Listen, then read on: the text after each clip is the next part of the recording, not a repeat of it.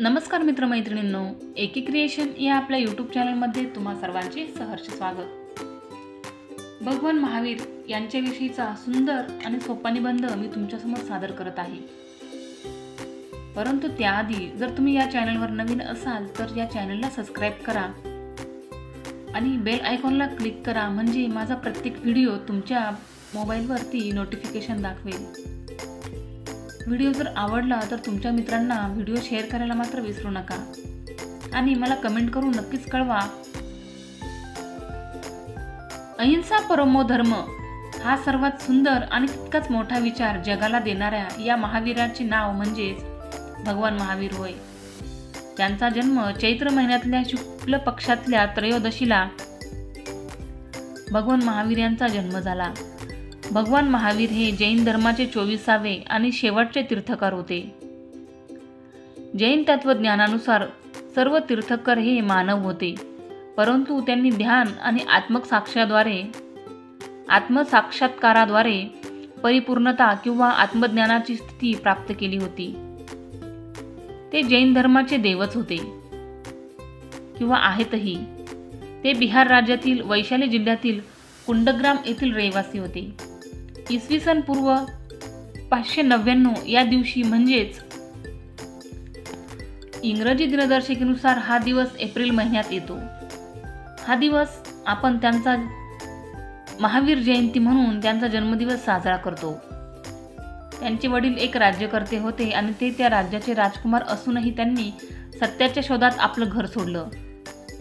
अनेक वर्ष कठोर तपश्चर्या केल्यानंतर त्यांना सत्याचं आकलन झालं। त्यानंतर महावीरांनी जगाला सत्य आणि अहिंसेचा संदेश दिला। वयाच्या 30व्या वर्षी त्यांनी ऐहिक संपत्ती, संसार व राजपाट या सर्वांचाच त्याग केला। धार्मिक जागृतीचा प्रसार व आत्मकल्याण करण्यासाठी जैन धर्माची दीक्षा घेऊन ते एक तपस्वी बनले। भगवान महावीरांनी 12 वर्षापर्यंत महान तप आणि आत्मध्यान केले। पुढे 30 वर्षे भारतभर त्यांनी जैन तत्वज्ञानाचा प्रसार केला। महावीरांचे आईवडील हे पार्श्वनाथ त्यांचे अनुयायी होते।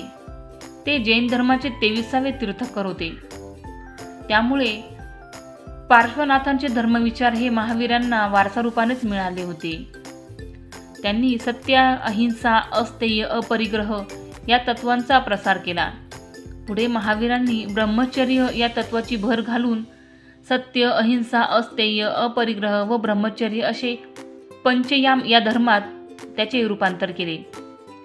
त्याचबरोबर साधू, साध्वी, श्रावक आणि श्राविका या 4 तीर्थांची स्थापना केली।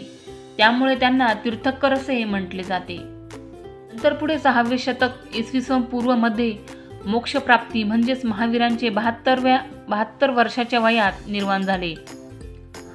तितिक्षा, क्षमा, अहिंसा, समता, त्याग इत्यादी गुणांची परवानगी महावीरांच्या ठिकाणी झाली होती असे म्हटले जाते। भगवान महावीर नेहमीच म्हणायचे की जगात 2च सत्य आहेत की जी आपल्याला दिसत नाहीत, मात्र त्यांचं अस्तित्व आपल्याला नेहमी जाणवतं। एक म्हणजे देव आणि दुसरं म्हणजे मृत्यू। मित्रमैत्रिणींनो, व्हिडिओ कसा वाटला हे कमेंट करून मला नक्कीच कळवा। धन्यवाद।